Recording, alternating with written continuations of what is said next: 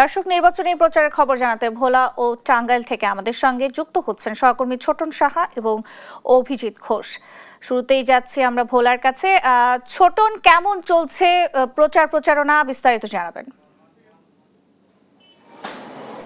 Nancy, রাত দিন কিন্তু প্রচারণায় ব্যস্ত ভোলার 4টি সংসদীয় আসনের কিন্তু 28 জন প্রার্থী আমরা দেখেছি যে তাদের আসলে বসে থাকা সময় নেই, তারা গণসংযোগ প্রচারণা এবং উঠোন বৈঠক নিয়ে ব্যস্ত সময় পার করছেন এবং পাশাপাশি আইন শৃঙ্খলা রক্ষাকারী বাহিনীর সদস্যরাও কিন্তু তৎপর রয়েছে। আমরা যেমনটি জেনেছি প্রায় 1,500-এর অধিক কোস্টগার্ড, বাংলাদেশ নৌবাহিনী, র্যাব এবং বিজিবি সদস্যরা নিয়োজিত থাকবে। পাশাপাশি পুলিশ, আনসার সদস্যরাও কিন্তু নিয়োজিত থাকবে। আমরা যেমনটি দেখেছি যে ভোলার গুরুত্বপূর্ণ পয়েন্টগুলোতে কিন্তু আইনশৃঙ্খলা রক্ষাকারী বাহিনীরা দায়িত্ব পালন করছে এমনটি আমরা জেনেছি এবং একই সাথে নির্বাহী ম্যাজিস্ট্রেটের নেতৃত্বে কিন্তু এই অভিযানগুলো চলছে এবং প্রার্থীরা একই সাথে যাতে আচরণবিধিগুলো মেনে চলে সে লক্ষ্যে কিন্তু নির্বাহী ম্যাজিস্ট্রেট কাজ করছে এমনটি রিটার্নিং অফিস থেকে আমাদেরকে বলা হয়েছে। এবং আমরা যেমনটি জেনেছি যে আসলে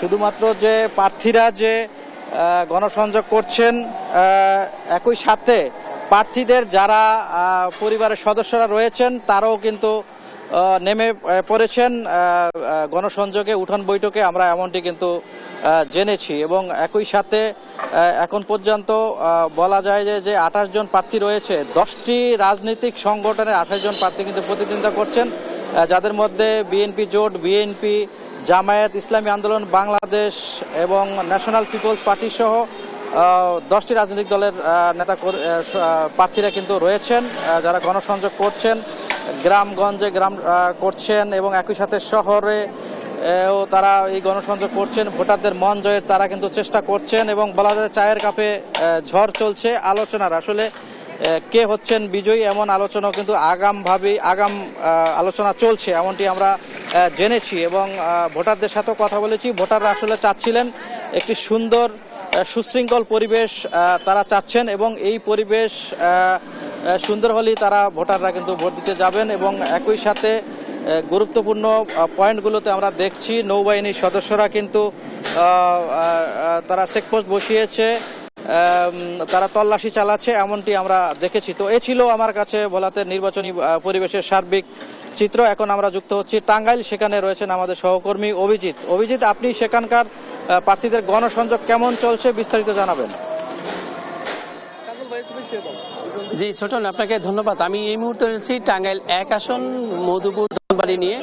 এখন রয়েছে মধুপুরে, যিনি এই আসনের এমপি মনোনয়ন প্রার্থী, বিএনপির কেন্দ্রীয় জাতীয় সংসদ নির্বাহী সদস্য এবং এই 1 আসনের যিনি সংসদ ফকির মাহবুব স্বপন, তিনি আজকে গণমিছিল করবেন। এবং আপনাকে জানিয়ে রাখি, একজন প্রার্থী স্বতন্ত্র তিনি প্রত্যাহার করে স্বপন ফকিরের পক্ষে তিনি আজকে এই মিছিলে অংশগ্রহণ করবেন। এবং দেখতে পাচ্ছেন হাজার হাজার নেতাকর্মী এখানে এসেছেন এবং সাধারণ মানুষও এসেছেন আজকের এই ধানের শীষের একটু গণমিছিল। আমরা একটু কথা বলবো যিনি এখানকার প্রার্থী রয়েছেন, আজকে কি প্রোগ্রাম রয়েছে, পাশাপাশি ভোটারদের কেমন প্রতিশ্রুতি দিচ্ছেন, কি এরকম সাড়া পাচ্ছেন। বিসমিল্লাহির রহমানির রহিম।